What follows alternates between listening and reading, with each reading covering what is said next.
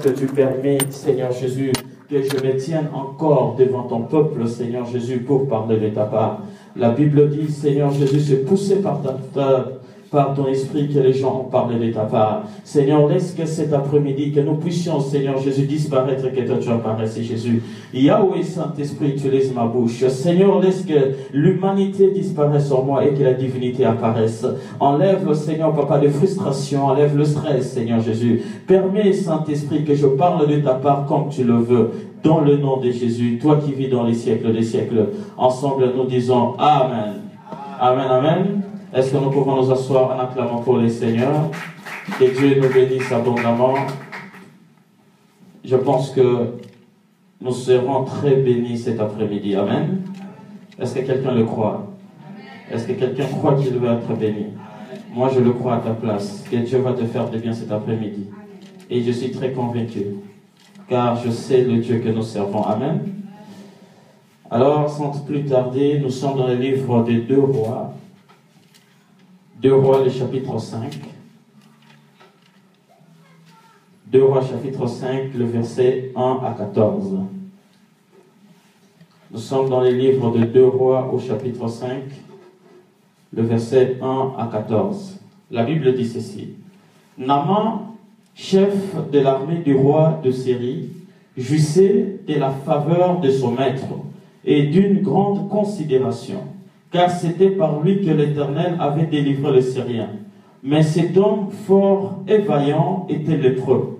Or, les Syriens étaient sortis par troupes et ils avaient emmené captive une petite fille du pays d'Israël qui était au service de la femme de Naaman. Et elle dit à sa maîtresse, « Oh, si mon Seigneur était auprès du prophète qui est à Samarie, le prophète le guérirait de sa lèpre. » Naaman alla dire à son maître, « La jeune fille du pays d'Israël a parlé de telle et de telle manière. » Et le roi de Syrie dit, « Va, rends-toi à Samarie, et j'enverrai une lettre au roi d'Israël. » Il partit prenant avec lui 10 talents d'argent, 6000 cycles d'or et 6 vêtements de rechange. Il porta au roi d'Israël la lettre où il était dit, « Maintenant, quand cette lettre te sera parvenue, tu sauras que je t'envoie Naaman mon serviteur, afin que tu le guérisses de sa lèpre. » Après avoir lu la lettre, le roi d'Israël déchira ses vêtements et dit, « Suis-je un Dieu pour faire mourir et pour faire vivre,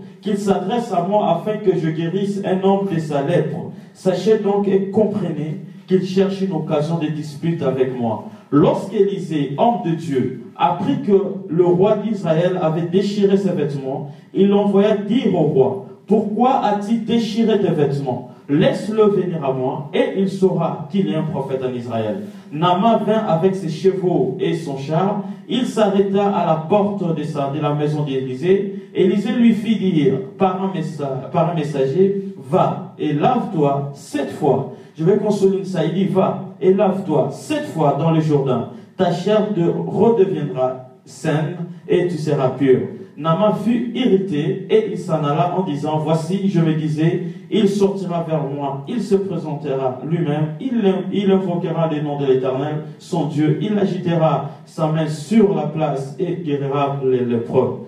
Le fleuve de Dama, l'Abana et la Parpa ne valent-ils pas mieux que toutes les eaux d'Israël? Ne pourrais-je pas m'y laver et devenir pur? » Et il s'en retournait et partit avec fureur. Mais ses serviteurs s'approchèrent pour lui parler et lui dire, « Mon père, si le prophète t'eût demandé quelque chose de difficile, ne l'aurais-tu pas fait?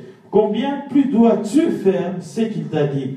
Lave-toi et tu seras pur. » Il descendit alors et se plongea 7 fois dans le Jourdain, selon la parole de l'Éternel de Dieu, de l'homme de Dieu, et sa chair redevint comme la chair d'un jeune enfant, et il fut pur. Amen. Parole du Seigneur.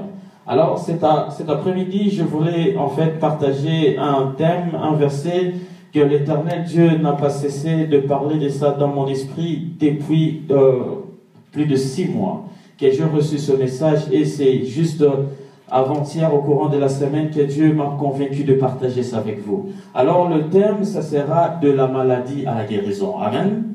Et je prie fortement que tous ceux qui sont en deuil, que le Saint-Esprit vous console. Amen.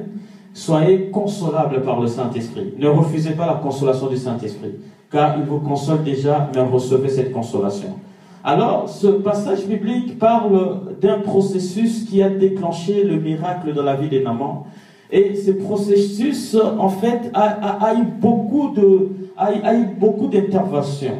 La Bible dit, Naaman, dont la Bible parle, il était un homme, il était le chef de l'armée de l'armée syrienne. Et la Bible dit qu'il jouissait d'une grande faveur aux yeux du roi, de sorte qu'il était très important dans la société. Pourquoi? C'est parce que par lui, Naaman, que l'Éternel Dieu avait délivré le Syrien de la main des ennemis. Et la Bible dit, cet homme était fort vaillant, il était important, il était très considéré en société, mais il avait un défaut, il était lépreux. Donc, c'est-à-dire que malgré sa considération, malgré sa détermination, et malgré tout ce qu'il pouvait faire de victoire, rapporter des victoires, la Bible conclut pour dire qu'il était lépreux. Donc, quelque part, il avait une défaite dans sa vie. C'est-à-dire que quelque part, il avait quelque chose qui était comme un défaut. Malgré tout ce que je peux faire pour donner la victoire dans la vie de ces gens, en l'intérieur de lui, il était mal à l'aise parce qu'il était lépreux. Et vous savez, bien évidemment, en français, si on parle de bienfaits, des valeurs, de l'importance de quelque chose. Mais lorsque on met la préposition, ça modifie la phrase précédente. C'est-à-dire que tout ce qu'il était avant, l'importance qu'il avait avant dans la société, devait changer, n'avait pas une grande importance parce qu'il était lépreux. Amen. Et la Bible dit que cet homme, il était lépreux, mais c'était un homme qui jouissait d'une grande faveur aux yeux de son roi. C'est-à-dire qu'il était, voilà pourquoi dès le départ, son nom de Naaman veut juste dire agréable. Parce qu'il y a des gens comme ça dans la société, les gens qui sont bien à vivre avec, les gens que tu peux te fier à lui, tu peux te faire confiance à lui, mais en quelque sorte, dans lui, il sait que lui-même, il y a quelque chose qui ne marche pas dans sa vie. Il sait que lui-même, quelque chose ne marche pas. Même combien que les gens se fient à moi, combien que les gens me font confiance, mais il sait qu'en lui, il y a quelque chose qui ne marchait pas. C'était ce genre de personne qui était Naaman le lépreux. Et bien évidemment, en Israël, lorsqu'on parle d'un homme qui était vaillant, on parlait du courage qu'il avait d'affronter des grandes choses. Et la Bible dit que cet homme était courageux, au point qu'il pouvait remporter des victoires là où les gens échouaient. Il pouvait faire des grandes choses là où les gens ne pouvaient pas faire des grandes choses. Et dans la vie, bien évidemment, il y a des choses que tu ne peux pas remporter. Il y a des prix que tu ne peux pas remporter si tu n'as pas de courage.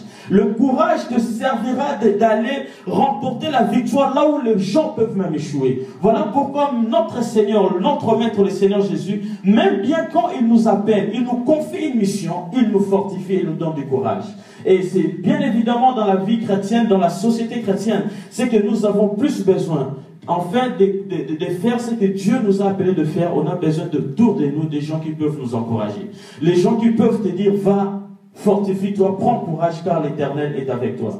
Et il y a des choses comme ça que l'Éternel Dieu veut en fait que les gens qui sont autour de nous, qu'ils nous encouragent, qu'ils t'encouragent. Fais ce que tu fais, étudie dans tel domaine. Même si c'est long, étudie, vas-y et tu réussiras. Et c'est Naaman le lépreux, la Bible dit, il ne se focalisait pas sur ses défaites, mais il s'est focalisé beaucoup plus sur sa force. Parce que dans la vie chrétienne, dans la vie, si tu te focalises sur tes défauts, tu ne feras rien de bien dans la vie. Si tu te focalises sur ce que tu es faible, tu ne feras rien. Ce qui est important, c'est de se focaliser sur ta force, afin de remporter la victoire. Car ce qui est important aussi, c'est d'avoir autour de toi des gens qui peuvent t'encourager. Et vous comprendrez cette importance lorsque l'Éternel Dieu va appeler Josué dans le livre de Josué 6 à 7.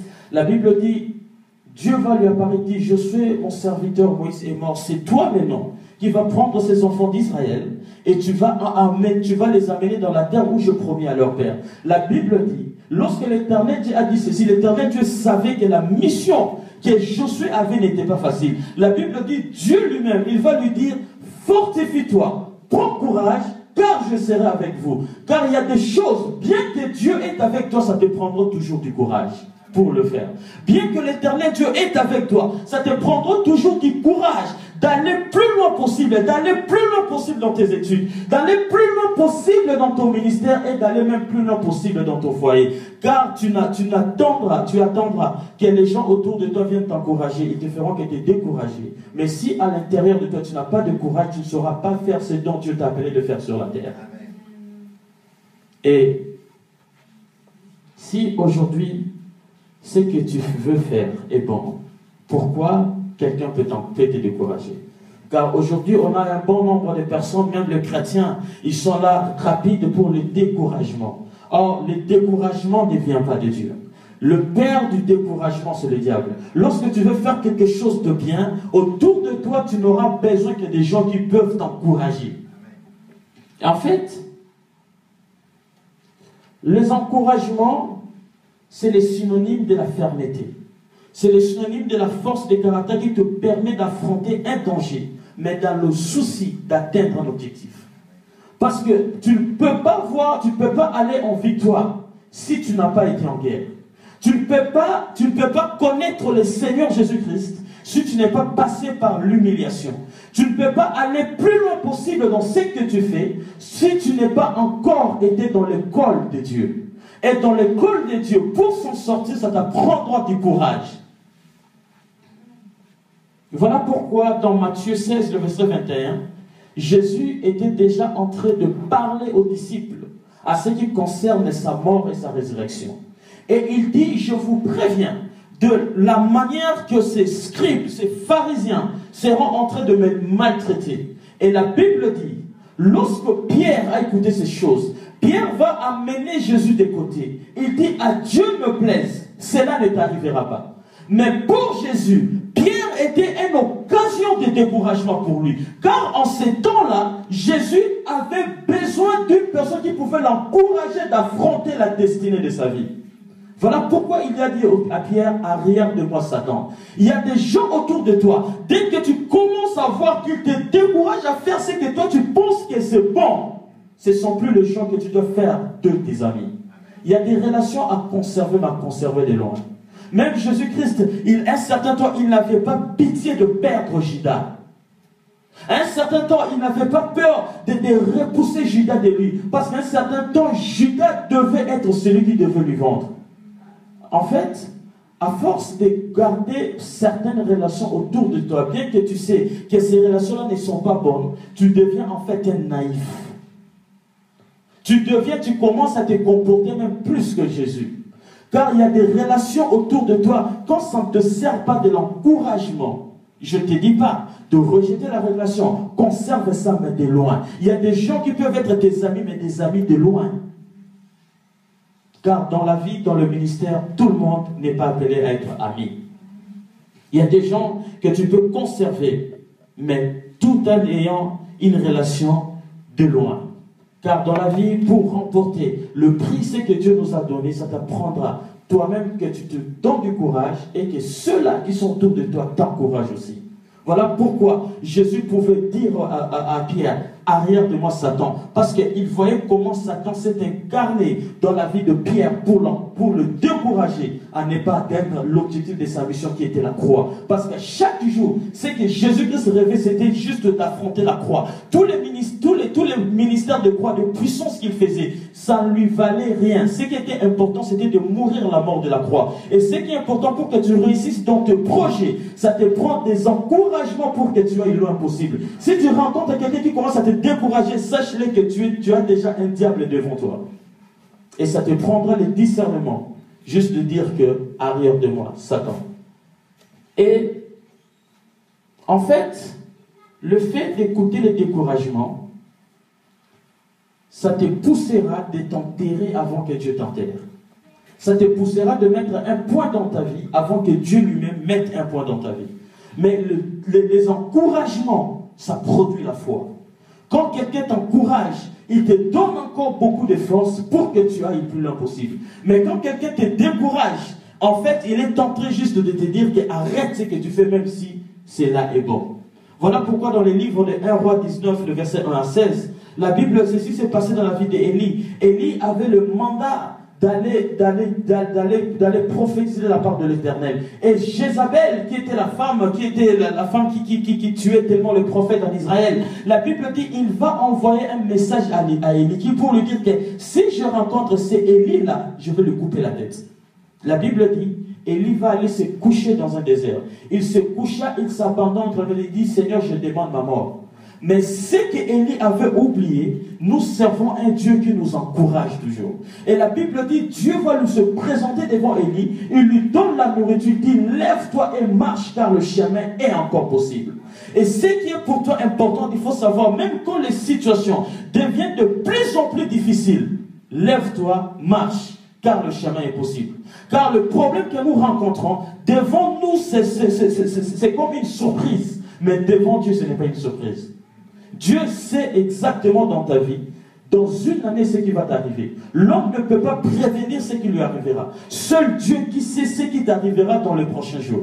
Et tout ce que nous vivons comme problème, dans le plan de Dieu, cela était déjà prédestiné. Et ça ne peut pas nous pousser de rester focalisés sur nos défauts au lieu de faire encore au-delà de ce que nous pouvons faire. En fait, la Bible dit, cet homme Naaman était courageux, vaillant, important, mais lépreux. Et malgré ses caractères, la Bible dit, en Israël, lorsque quelqu'un était frappé de la lèpre, c'était comme s'il était maudit par Dieu. Et quand quelqu'un est lépreux en Israël, la Bible dit, on lui mettait en quarantaine, en écart. Il ne pouvait plus vivre en société. Voilà pourquoi cet homme Naaman, malgré il était important, mais la Bible dit, il était lépreux. Il y a des gens aujourd'hui dans la société, ils peuvent être importants, ils peuvent étudier et réussir, ils peuvent être belles ou beaux, mais il y a dans certains domaines de leur vie qui ne réussissent jamais. Tu peux être important dans la société, intelligent, tu finis le baccalauréat à l'université, mais pour avoir du travail, ça devient un problème. Et c'est à l'œuvre. Il y a des gens, il y a des familles où on sait déjà que là-bas, les choses ne marchent pas. Et là-bas, lorsqu'il y a un homme qui se présente pour marier une fille, ça ne marche jamais. Et la Bible dit, cet homme de Naaman était comme ça. Les gens pouvaient le considérer à l'extérieur, mais en dedans de lui, dans sa famille, on savait qu'il était lépreux. Et pour sortir de cette lèpre, ça te prendra seulement du courage et de la décision. Et Naaman, malgré sa détermination, son engouement, son zèle, la Bible dit qu'il était dépendant de la lèpre. Et vous savez, il y a certains problèmes qu'on peut avoir dans la vie. Lorsqu'en fait tu es en société, tu es entouré des gens, tu peux t'en passer, tu peux te consoler. Mais lorsque tu es seul dans ta chambre, tu sais que j'ai des problèmes. Lorsque tu es seul dans ta chambre, tu sais que je suis lépreux. Et c'est ce qui se passait dans la vie de Naaman. Lorsqu'il était en société, il pouvait se défouler. Mais quand il rentre seul dans sa chambre, il voyait sa lèpre. Et il y a des problèmes comme ça. Aujourd'hui, les gens sont tellement incrédules. Ils ont des problèmes. Ils savent que ma vie, les choses ne marchent pas. Mais le problème, c'est que tu ne veux pas t'élever pour mettre de l'ordre dans ta vie. Tu ne veux pas t'élever pour que ce qui ne marche pas puisse commencer à marcher. Et la Bible dit que Naaman était comme si il était là en société, les gens l'acclamaient, oui, tu nous as donné la victoire. Mais la Bible dit certainement quand il était seul dans sa chambre, il voyait sa lèpre. Il y a des situations comme ça. Quand tu es seul, tu vois que tu es lépreux. Et la lèpre, comme j'ai dit tantôt, ça symbolisait la malédiction. Et dans la Nouvelle Alliance, la lèpre symbolise l'état impur de l'homme.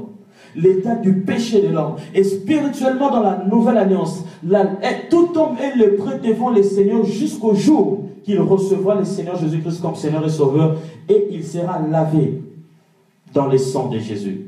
Et avant l'arrivée du Seigneur Jésus, toute humanité souffrait de la lèpre. Et à chaque fois que Dieu voulait parler à son peuple, la Bible dit qu'il devait dire au prophète Moïse de prendre un agneau et de l'immoler, de répandre le sang, et enfin il pouvait se révéler au peuple. Voilà pourquoi en Exode 24, l'Éternel Dieu va appeler Moïse. Il dit, je veux parler avec ton peuple, prends l'agneau, il répand le sang sur l'autel, et après je vais parler. La Bible dit, dès que Moïse a fait cela, la Bible dit, ils virent le Dieu d'Israël, et ils mangèrent et ils burent avec lui. Sous ses pieds, c'était comme le ciel lui-même dans sa pureté. Car ce qui est important pour que l'Éternel Dieu se révèle dans la vie d'une personne, ça dépendra que tu te laves dans le sang de Jésus, pour que tu deviennes pur. Car la lèpre nous cache la face de Dieu. La Bible dit, ce n'est pas que je me cache à vous, mais c'est à cause de vos péchés que je n'arrive pas à me révéler à vous. Et le fait que Moïse répandait le sang sur l'autel, cela symbolisait, en fait, Moïse était en train de couvrir le péché. Il couvrait le péché, mais il a fallu maintenant que Jésus-Christ vienne pour maintenant ôter le péché. Voilà pourquoi un certain temps, en Israël, c'était le même peuple que Dieu a visité hier. Si Dieu voulait visiter demain, Moïse devait faire le même sacrifice. Voilà pourquoi Isaac et Abraham ont prophétisé sur l'arrivée de Jésus sans même qu'il sache. La Bible dit, Dieu va promettre à Abraham un enfant. Et ça faisait tellement longtemps, plus de 25 ans, que l'Éternel Dieu disait à Abraham, tu ne mourras pas comme ça, tu auras un enfant. Jusqu'à ce qu'Abraham lui-même, il a pris la décision de prendre son héritage et de le remettre à une autre personne. Et la Bible dit, au moment opportun, Dieu va bénir Abraham, et il va donner à Abraham Isaac. Et à un certain temps, Dieu va se présenter, il demande à Abraham ce même Isaac. Il dit, donne-moi ton fils, ton unique, celui que tu aimes beaucoup. Ce qui arrive, que lorsque parfois, l'éternel Dieu, tu demandes à Dieu quelque chose et Dieu te le donne, il faut juste t'attendre que Dieu te réclame la même chose qu'il te demande. Il faut t'attendre que tu donnes à Dieu ce qu'il te demande. Et ce que Dieu a besoin dans ta vie, ce n'est que ta vie. Dieu n'a pas besoin de ton argent. Et à un certain temps, Abraham va prendre Isaac. Il va prendre Isaac et ses deux serviteurs. Il va vers la montagne. Il va laisser les deux serviteurs à côté. La Bible dit, ils vont monter avec le jeune enfant. Et l'enfant va voir l'autel et le bois. Il dit, Père, mais où est le bois? Je vois le bois et je vois l'autel, mais où est l'agneau?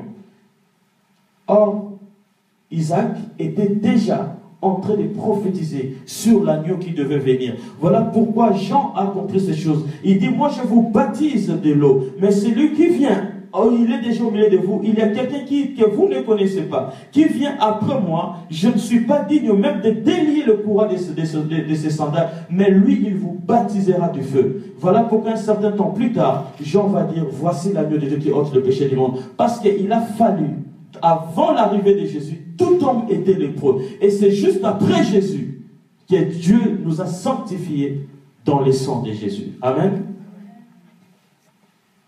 Et en Israël, lorsque quelqu'un était lépreux, la Bible dit qu'on pouvait le prendre, on lui enlève dans la société, on lui met à côté. Mais aujourd'hui, c'est que Dieu dit, même quand quelqu'un commet un péché, ne lui condamnez pas. Pourquoi? Parce que le sang de Jésus nous a rendus incondamnables. Le sang de Jésus nous a justifiés. Le sang de Jésus nous a rendus incondamnables. Car aujourd'hui, tellement que les gens se prennent pour le saint, quand tu surprends ton frère ou ta soeur en erreur, ne lui condamnez pas. Montre-lui juste que la grâce est encore disponible. Je ne pense pas que dans cette salle, il y a des gens qui ont commis les erreurs plus que David de la Bible. David de la Bible était un homme qui commettait chaque jour les erreurs. Mais la Bible dit, David croyait tellement la grâce de Dieu. Et à chaque fois qu'il commettait l'erreur, il partait dans la présence de Dieu. Et jusqu'au point que Dieu pouvait lui dire, l'enfant, selon mon cœur. Car ce qui est important, malgré les erreurs que tu peux commettre dans la vie, il faut croire que la grâce de Dieu est encore disponible. Il faut croire toujours à la grâce de Dieu. Et ce qui fait que la grâce de Dieu ne se manifeste pas dans ta vie, ce n'est pas que Dieu n'est pas là, ce n'est que parce que toi, tu limites la grâce de Dieu. Voilà pourquoi, Romains 8, 33, la Bible dit, qui condamnera les élus, qui accusera les élus, car c'est dans l'Ancien Testament que le diable s'est présenté devant Dieu pour accuser les élus. Mais dans la Nouvelle Alliance, à chaque fois, le diable peut même oser t'accuser. Dieu voit l'alliance qu'il avait fait avec son peuple à travers la croix. Il dit, à cause de mon nom, j'ai juré. Dans la Nouvelle Alliance, c'est que Dieu veut et que lorsque quelqu'un tombe, il ne veut pas que tu sois rejeté, que tu sois mis en écart, que tu sois mis en quarantaine, mais et que tu puisses connaître qu'il est toujours là, deux bras ouverts. Il t'attend pour encore te donner encore la vie. Amen. Et aujourd'hui, au lieu que l'Église joue le rôle de Jésus, de montrer aux gens la grâce, mais l'Église joue le rôle des scribes et des pharisiens. Dans Jean 8, 11, la Bible dit il y avait une femme qui a été surprise en flagrance délit d'adultère. Et cette femme-là a été emmenée devant Jésus. Et les scribes et les pharisiens l'ont dit. Ils ont dit à Jésus, Moïse a dit, toute femme qui sera surprise en flagrance délit d'adultère sera lapidée. Mais Jésus-Christ, quand eux parlaient, Jésus-Christ était aussi en train d'écrire. Ils écrivaient en fait pour condamner les actes qui condamnaient cette femme-là. En fait, le sang de Jésus, si vous focalisez sur le sang de Jésus, le sang de Jésus enlève les condamnations de la loi. En fait, ce qui était important dans la vie de cette femme-là, c'est parce qu'il était devant de celui qui donne la grâce. Et la Bible dit, lorsque Jésus va se relever, il dit, mais vous, parmi vous, c'est lui qui est sans péché, qui lance à cette femme la pierre. La Bible dit, Jésus va rentrer encore pour écrire, il se relève la tête, il dit, il n'y avait personne. Il dit, femme, où sont ceux-là qui t'ont condamné? En fait, dans la vie, ce qu'il faut éviter, c'est d'accuser une personne que tu surprends en erreur. Pourquoi? Parce que la personne qui accuse est plus pire qu'elle accusée. Ces hommes-là qui venaient accuser cette femme-là étaient pires que cette femme-là. Mais devant Jésus, ils se montraient comme des saints. Au lieu qu'eux-mêmes aussi viennent se présenter, ils disent, ok, et nous, et cette femme, nous sommes des pécheurs. Aie pitié de nous tous. Ils vont seulement accuser la femme. Mais pourquoi toi tu ne te présentes pas pour demander pardon de tes péchés? Quand tu accuses, penses-tu que toi tu es saint? Celui qui accuse est pire que celui dont il accuse. Voilà pourquoi on parle du diable comme accusateur. Quand il va devant Dieu pour accuser Job, pendant que lui-même il était le père du mensonge, pendant que lui-même, lorsqu'il veut parler de sa vie, il parle de son propre fond. Il parle en fait avec le mensonge, mais il ose accuser celui qui ne peut pas être accusé. Amen. Et ce qui est important, l'Église doit toujours montrer aux gens que la grâce de Dieu est disponible. Je vous dirais que vous surprendrez des gens commettre les erreurs des crimes, mais ça ne te servira pas d'aller dire autre chose, d'aller parler le mal, mais juste dans l'amour, montre-lui que la grâce de Dieu est encore disponible et que Dieu peut encore lui recevoir et Dieu peut encore lui faire du bien. Et le rôle de l'Église est de jouer le rôle de cette fille d'Israël dont le nom est inconnu, mais il a joué un très grand rôle. La Bible dit chaque jour, elle voyait comment son maître, son patron, rentrait et sortait dans la honte, dans la désolation, dans l'humiliation, malgré que son patron, Naaman, il était un homme très considéré. Et il va dire, si cet homme ici, il voit mon prophète en Israël, il sera guéri de sa lèpre. Et si ce Naaman était guéri de la lèpre, c'est à cause de la foi de cette jeune fille. Parce que cette jeune fille pouvait seulement voir ce Naaman. Il dit, s'il rencontre mon prophète, il sera guéri. Voilà encore des races rares, des gens rares que l'Église veut actuellement, mais l'Église ne trouve pas. Des gens qui peuvent parler de Jésus dans un endroit où il est seul, même en esclave. Et cette fille était en esclavagisme en Syrie. Dans l'esclavagisme, il a parlé des bons côtés de Jésus. Et cela ne veut pas dire qu'il n'avait pas surpris Élisée en erreur. Mais ce qui était important dans la vie de cette fille, c'était de parler le bon côté du serviteur de Dieu. Car c'est Élisée, la Bible dit, Élisée était un homme très colérique. Il était un prophète très colérique, au point que lorsqu'on lui injurait, il pouvait maudire les gens facilement. Mais pour cette jeune fille, ce qui était important, ce n'était pas de parler le mauvais côté de l'homme de Dieu, c'était de parler le bon côté de l'homme de Dieu. Et ce qui est important aujourd'hui, dans l'Église, nous n'avons plus les races des gens comme ça. Nous avons les races des gens qui sont rapides à parler le mal, le mauvais côté de l'homme de Dieu. Et lorsqu'il n'est pas là, ce n'est que son mauvais côté que tu retiens. Comment voudriez-vous être béni par l'homme de Dieu si tu ne considères pas son ministère? Ça n'arrivera jamais. Même Jésus-Christ, la Bible dit qu'il n'opérait pas le miracle partout. Il opérait le miracle que là où on lui considérait. Et si on ne lui considère pas, il ne pouvait rien faire. Et l'Église actuelle veut être bénie par les hommes de Dieu pendant qu'ils ne croient même pas à l'appel des hommes de Dieu. Pendant qu'il ne considère pas l'appel des hommes de Dieu. Vous savez pourquoi est-ce qu'on appelle homme de Dieu? Cela veut dire ceci. Il a la partie homme. Il peut faire la même chose. Ça peut arriver qu'il fasse la même erreur que tu fais. Et il a la partie homme de Dieu. La partie où Dieu soutient ses faiblesses. Et s'il arrive qu'il commet une erreur, ne te focalise pas sur cette erreur-là. Car ce n'est pas cette erreur qui va arrêter la grâce de Dieu sur sa tête. Voilà pourquoi la Bible dit, mon serviteur tombera 7 fois. Et la Bible dit, c'est au 7e jour que moi-même Dieu, je le releverai. Et ce n'est pas que la manque de ta considération qui fera que l'homme de Dieu se relève. Non, ça prend que Dieu lui-même pour relever son serviteur. En fait, parler les bons côtés des hommes de Dieu, ça te donne la bénédiction. Je vais vous dire une chose. Qui aujourd'hui, beaucoup de gens sont sujets de malédiction des lèpres. Pourquoi? Parce que, bien que même l'homme de Dieu a commis l'erreur, ne va pas parler de ça.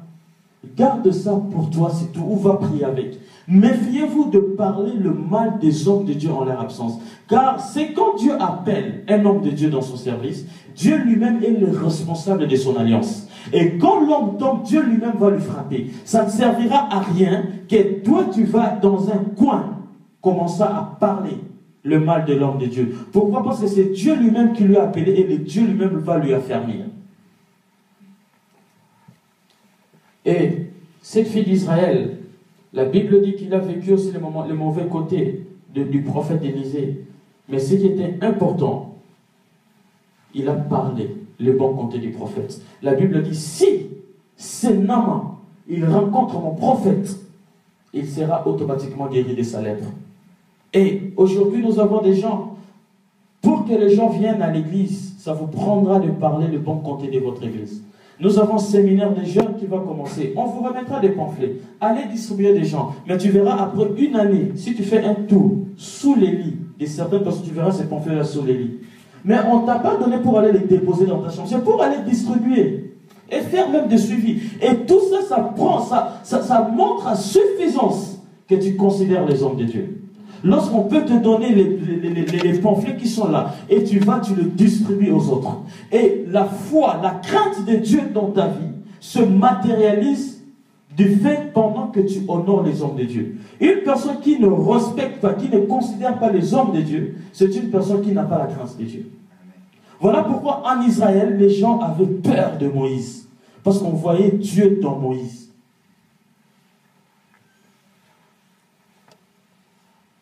Et cette fille d'Israël a fait une évangélisation sans que même le prophète lui-même le sache.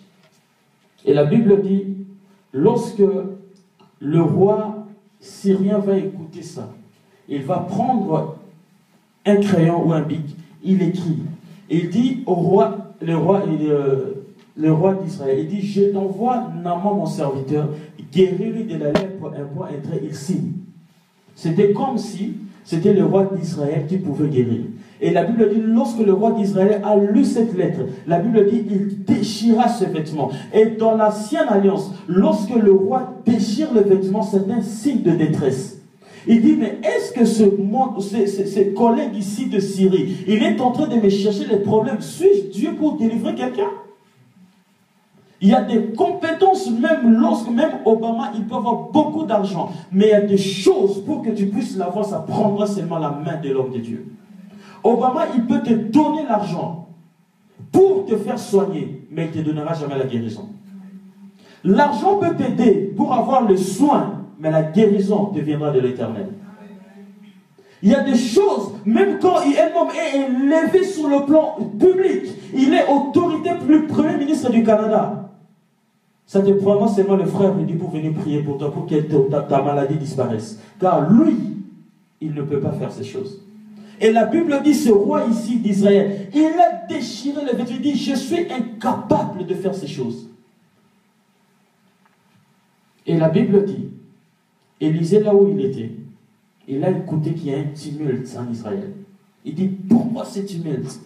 Il va écrire lui aussi la lettre au roi israélite. Il dit, envoyez-moi ce Naaman, et il saura qu'en Israël, il y a un Dieu. Voilà encore les races des gens que nous cherchons dans l'église. Des gens qui n'attendent pas la voix de Dieu pour opérer, mais les gens qui opèrent par la foi. Car Élisée n'a pas écouté Dieu pour aller guérir le lépreux, mais Élisée a fait l'acte par la foi, par la conviction. Et je prie Dieu que ce soir, qu'il te donne la foi plus qu'Élisée. Que Dieu te fortifie la foi, que tu fasses les choses qui va troubler la tête de beaucoup de gens. Car si tu as la foi en Dieu, tu peux même faire bouger le trône de Dieu, même quand Dieu décide de ne pas bouger son trône. Car la foi, c'est le seul contact entre Dieu et l'humain. Entre Dieu et l'humain, le seul point de contact, ce n'est que la foi. La Bible dit, Élisée va dire, envoyez-moi ce Naaman. Il saura qu'en Israël, il y a un prophète. Et en fait, du fait que Élisée avait dit ces choses, il lançait un défi à Dieu. Car il y a des choses, lorsque tu veux que Dieu fasse de toi des grandes choses, il faut lui lancer un défi. Il dit, mettez-moi en fait en épreuve et vous verrez si je n'ouvrirai pas les éclus du ciel. Et quand tu mets Dieu en épreuve, Dieu n'a qu'un seul choix, c'est d'agir. Et il n'agira pas à cause de ta sainteté, il agira à cause de son nom. Il dit, à cause de mon nom, j'agirai. Voilà pourquoi, lorsque Élie était confronté avec les prophètes de Baal, à un certain temps, Élie va dire, ok, j'en ai marre de vos bruits, rassemblez tous vos enchanteurs, rassemblez tous vos prophètes. Et moi je suis là, invoquez votre Dieu. Et moi j'invoquerai mon Dieu. Et le Dieu qui descendra par le feu sera le vrai Dieu. La Bible dit, ils ont invoqué Dieu. Sur l'autel, il n'y a pas eu de feu. Mais pour que Élie le prouve, que mon Dieu est un Dieu de l'impossible, il va prendre de l'eau et il va répandre sur l'autel. Pour dire que mon Dieu, il peut me rallumer le feu là où il y a de l'eau dans un bois. Il dit, quand Élie a commencé à invoquer Dieu, la Bible dit, Dieu est descendu. En fait, lorsqu'il y a la confrontation, c'est là qu'on connaît le vrai et le faux. Dans la vie, parfois, il faut accepter la confrontation. Lorsque tu étudies, il faut accepter parfois la confrontation. Lorsque tu vas quelque chose, lorsqu'on te doute, lorsqu'on te met en doute de ce que tu es capable de faire, c'est là que Dieu veut que tu travailles pour qu'il te montre qu'il est de ton côté. Voilà pourquoi, dans la Nouvelle Alliance, Dieu dit, laissez le vrai, l'ivraie. Il dit, laissez croître ensemble l'ivraie et le blé jusqu'à la moisson. Et quand le chef de la moisson viendra, lui-même va mettre la différence. Voilà pourquoi actuellement il y a tellement le faux et le vrai. Mais ce qui est important, oui, nous savons tous les seigneurs. Mais lorsque lui-même va venir, il va mettre cette différence-là. Et c'était le défi du prophète Élisée qui a poussé Dieu d'agir en faveur des Naaman. Car il y a des choses, lorsqu'il y a la confrontation, il y a la confusion même. Quand Dieu te confronte à quelqu'un, il y a la confusion, la foule ne peut plus savoir même qui est vrai et qui est faux. Mais l'essentiel est que Dieu descendra pour confirmer le vrai. Même dans ton école, même dans tout ce que tu fais, lorsqu'il y a la confrontation, oui, accepte ça. Mais Dieu sait que tu es confus. Mais à un certain temps, lui-même va descendre pour te confirmer. Et la Bible dit, Naaman va se diriger devant Élisée. Et la Bible dit, Élisée n'est même pas sorti. Il va juste envoyer un messager. Il dit, dis-lui d'aller se jeter dans le Jourdain 7 fois et il deviendra pur. C'est-à-dire, lorsque tu es convaincu de venir voir un homme de Dieu pour qu'il te donne, qu'il prie pour toi, l'important est de te soumettre à ce qu'il te dira. Parce que si Naaman était allé à l'encontre de ce qu'Élisée avait dit, il ne serait pas devenu pur jusqu'aujourd'hui. Et la Bible dit, Naaman va commencer à murmurer. Oh, mais j'avais cru que lorsqu'il sortira, il va juste imposer ses mains et puis il me dit d'aller jeter dans les Jourdains, mais est-ce qu'il n'y a pas d'autre de l'eau? Mais ses collaborateurs lui disent, écoute, nous connaissons ces prophètes-là. Quand il te dit quelque chose, fais-le. Parce que quand tu le fais, tu verras. Et la Bible dit, il va aller quand même. Parce que ce qui est important, voilà pourquoi au début j'avais parlé des relations à garder. Parce qu'il y a parfois des relations où tu as une amie qui te pousse à faire toujours du bien. Et c'est cet ami-là que tu dois conserver. Car aujourd'hui les gens repoussent les bons amis, mais aiment garder les mauvais amis. Tu repousses celui qui te parle de Jésus, mais tu aimes garder celui qui te dit allons le soir au club. Tu repousses celui qui te parle de Jésus, mais tu aimes garder celui qui te dit allons voler. C'est le contraire qui se fait.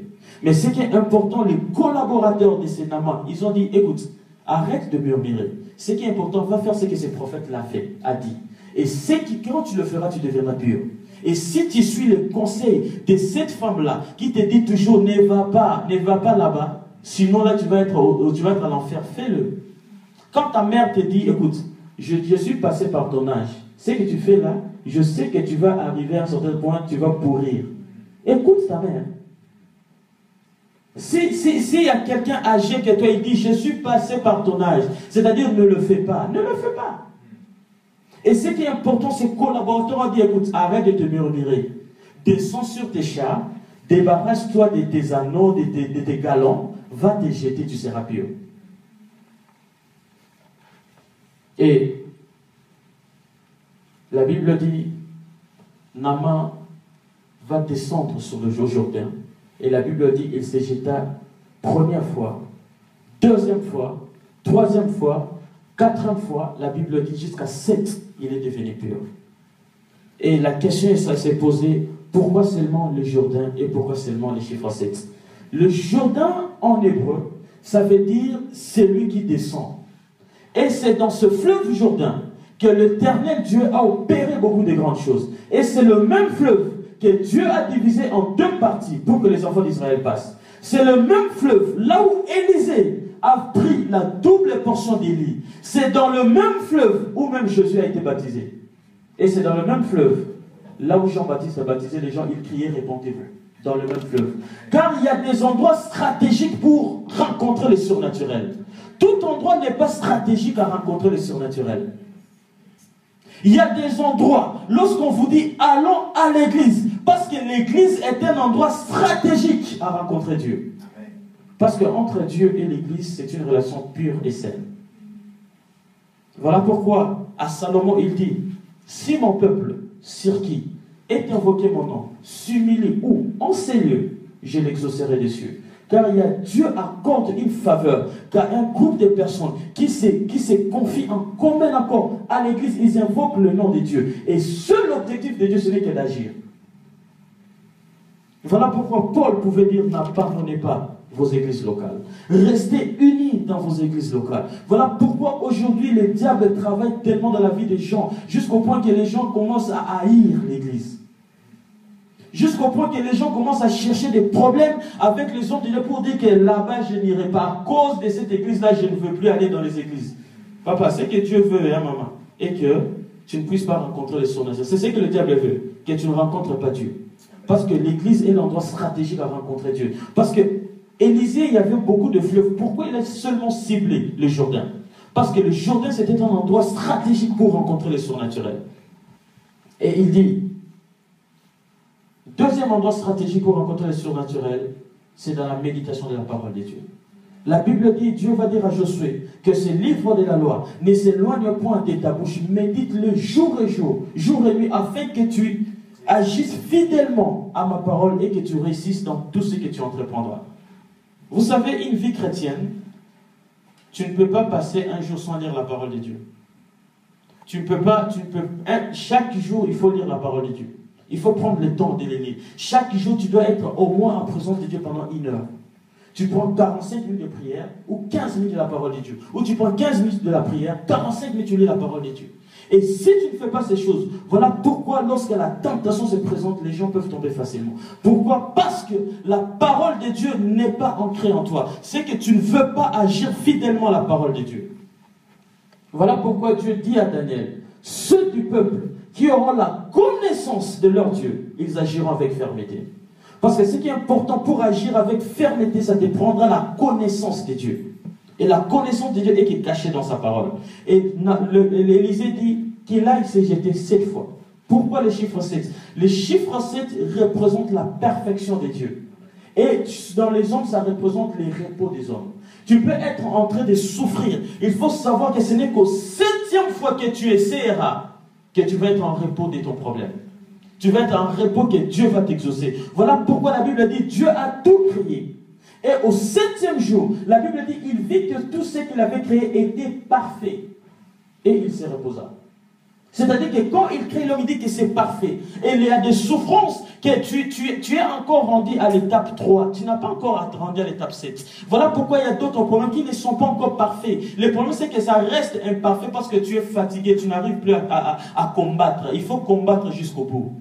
Il faut tenir ferme. Tu dis que ce problème ici, j'irai, je me battrai, je me lèverai et je remporterai la victoire. Voilà pourquoi, même Élie, quand il priait pour que la pluie tombe, ce n'est qu'au 7e fois que la pluie est tombée. Et Dieu dit, mon serviteur tombera, c'est au 7e fois que je le releverai. Car il y a des combats, ça te prendra jusqu'à ce que tu arrives au niveau de la perfection. Et quand tu te fatigues à combattre, c'est là que le diable dit, ok, il est fatigué et il vient, il te fait voir que même quand tu pries, ça n'arrivera pas. Voilà pourquoi bon nombre de gens sont incrédules. Non pas parce que Dieu n'est pas avec eux, parce qu'ils voient que leur problème devient plus grand que Dieu.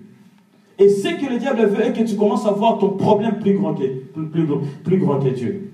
Et je ne sais pas ce qui trouble la vie de quelqu'un cet après-midi. Je veux juste que tu inclines la tête là où tu es. Que tu commences à présenter à Dieu ce que tu as comme problème. La Bible dit, venez à moi tous qui êtes fatigués et chargés, je vous donnerai du repos. Il n'y a aucun problème qui dépasse Dieu.